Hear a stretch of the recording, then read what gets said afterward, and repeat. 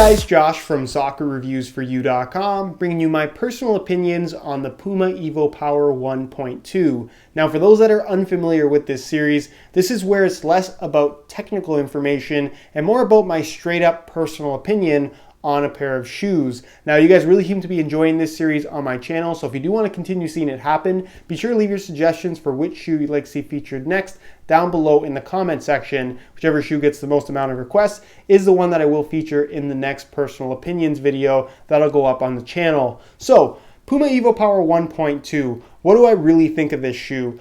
This is a very interesting model from a conceptual standpoint. If you guys have watched any of my review videos on a pair of Puma evoPOWER 1.2s, you may have heard me explain how everything works. It's the idea of having the most power and the most precision in the actual engineering of the shoe based on studies that Puma did where they based the design off of striking the ball with no shoes at all, which is kind of interesting. The idea is to have a thinner upper that results in better power with some padding that results in better accuracy and better flexibility, where the shoe has the ability to actually flex backwards like the natural curling of your toes and foot when you would strike a ball barefoot, which again is supposed to result in better power. So a couple different elements, performance characteristics, I guess is the best way to put it, that are unique to the evoPOWER line, or the top end 1.2 model, I should say, that, like I said, make it different from pretty much everything else out there. In regards to how that actually does perform, power is not increased by this shoe. I actually have a video on my channel that went up last year where I basically talk about the most powerful soccer shoe on the market and do a test with a radar gun, so you can actually see that no particular shoe, and I test out 10 or so, provides more power on your shot. If you guys want to check that video out, I'll leave an annotation on screen. It's actually really interesting and very informative. The results will definitely surprise you if you're of the belief that certain shoes are better for striking the ball than others. With that being said, like I said, this is not a shoe that's going to increase your power, increase your accuracy. That's really down to the person wearing the shoes as opposed to the shoes themselves. With that being said, the sensation of striking the ball in the evoPOWER 1.2 is particularly unique. It does come across as a thinner shoe in terms of overall feel with its Adapt-Lite synthetic material. That's a one-way stretch. So basically what that means is it's going to stretch up and down, but it's not going to stretch from side to side. So you're getting good stability, but it still has that ability to actually bend backwards, which is kind of the idea of the evoPOWER 1.2 platform in the first place. Will you get that noticeable bend back kind of sensation every time you strike the ball? The simple answer to that question is absolutely not. It's something that you're really not going to notice all that often. The only time you do notice it is when you get an absolutely perfect strike. And when you get that, it's a really nice sensation. It's a very positive type of feedback, and it's kind of cool in that it lets you know that you made good contact with the ball. So that reason alone is something that, like I said, really makes the evoPOWER 1.2 stand out from the crowd in terms of just the general feel and sensation that it provides when actually striking the ball. So very, very positive element there. It is a thinner shoe, so if you don't like thin shoes, probably not the best option for you. It does have the AccuFoam padding that, again, is supposed to result in better accuracy, but the foam is quite thin, a lot thinner than what we found on the original evoPOWER 1, which in all honesty, I think I might prefer over the 1.2 just because this one feels a little bit thinner. It's, again, not as padded, and it just feels a little bit stiffer. It's not quite as flexible as what we got with the original evoPOWER, but ultimately I think the performance of the evoPOWER 1.2 is better in the long run. Not so much when it comes to striking the ball. That's pretty much the same as the original with a little bit less padding, but I do think that this one is more structurally sound in terms of actually running and making changes of direction. There's not as much rollover and movement in the upper as you found with the original evoPOWER 1. So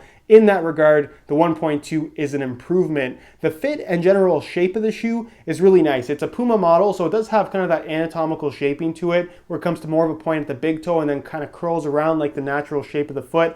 Some people don't like that. It's not something that I mind at all. I actually really like it about the top end models from Puma. And again, depending on your preferences, it's something that most likely won't bother you, but if it's something that really concerns you, you may want to look elsewhere and just kind of stay away from the Puma brand in general, because like I said, their top end models, aside from the King line, all tend to have that anatomical shape to it.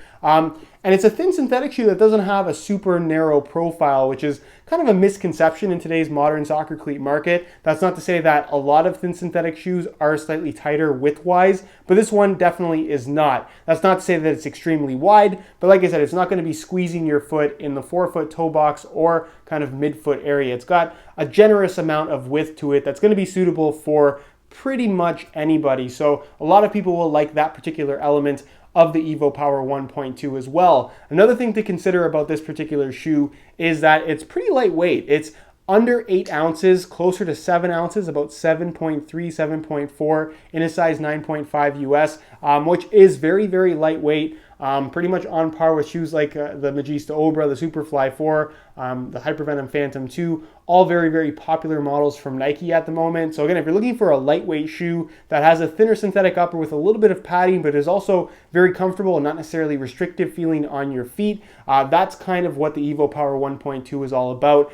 Very comfortable shoe. For thin synthetic, like I said, it doesn't have that restrictive sensation, and a lot of that has to do with just the softness and flexibility or stretchability of the upper, if that makes any sense. Because the sole plate, especially in the forefoot, is quite thin, running in this shoe just feels very natural. There's no restrictiveness in the actual sole plate whatsoever, which is also a negative point that I'm going to come back to in just a second. And really the last positive thing I have to say about this shoe is in regards to the stud pattern. It's a very aggressive stud pattern that performs really well. You get these 4 conical studs that are fairly long, narrow in profile, very similar to what you're going to find from the evoSpeed line, that give you that good kind of bite and dig into the ground really nicely on nice natural grass fields. Then you have the bladed studs in the forefoot that are there kind of as stability and push-off studs when you are making those quick cuts, change of direction. Having those bladed studs on the outside is actually really, really nice. I think that this stud pattern would actually have been better suited on the evoSpeed line, but they have it here on the evoPOWER line, and out of the two, they both perform really well, but I would prefer the actual evoPOWER stud pattern over what you get with the evoSpeeds. Now, in regards to negative aspects of this particular shoe, despite being marketed as a thin shoe with a padded upper, they still are fairly thin. This is not a shoe you're going to put on your feet and immediately notice a ton of padded sensation on the ball. So protection is at a minimum, as you would expect from a shoe in this particular weight range, and one that does have a thin synthetic upper. And really the only other negative aspect I have about this shoe to say is that the sole plate is very, very thin. So if you are playing on harder ground at all, you're going to notice stud pressure in the forefoot, mainly with these kind of front 4 or 5 studs kind of closer to the forefoot, because that area of the sole plate is the thinnest. It's made from a very flexible Pebax material, and when, like I said, pressure is applied, because of how long these studs actually are and how narrow their profile is, you will get some stud pressure if used on harder ground. So that's just something to keep in mind. If you're not regularly playing on nicer natural grass fields, probably not the best option for you. And again, it's a similar issue that you're going to find with the evoSpeed line from Puma as well, because all their top-end models at the moment are using pretty thin Pebax plastic sole plates. But that's pretty much it in terms of what I have to say about the evoPOWER 1.2. It's an underrated shoe, to say the least. I think most people are under the impression that this is a very good, capable top-end performer, especially coming from the original evoPOWER 1, which I think was a little bit more popular than the 1.2 ended up being. But if you're a fan of the evoPOWER 1, the evoPOWER 1.2 is essentially a more refined variation of that shoe. A little bit thinner, a little bit more stable, but everything else remains pretty much unchanged. So really, really good option depending on what you're looking for. If everything I just said sounds good to you, you're going to have a very positive experience with the evoPOWER 1.2 if you were considering them as your next pair of shoes. So that's pretty much it. Let me know your thoughts on the evoPOWER 1.2 down below in the comment section. What's your experience been with this particular model? Do you love them? Do you hate them? Why or why not? If you enjoy this series, want to continue seeing it happen on the channel, be sure to support it with a like. And again, leave your suggestions for which shoe you'd like to see featured next in the personal opinion series down below in the comment section. Subscribe if you haven't already for daily videos on all the latest and greatest soccer gear. You can find all my social media information down below in the description as well. And other than that, guys, hope you enjoyed today's video. And as always, thanks for watching.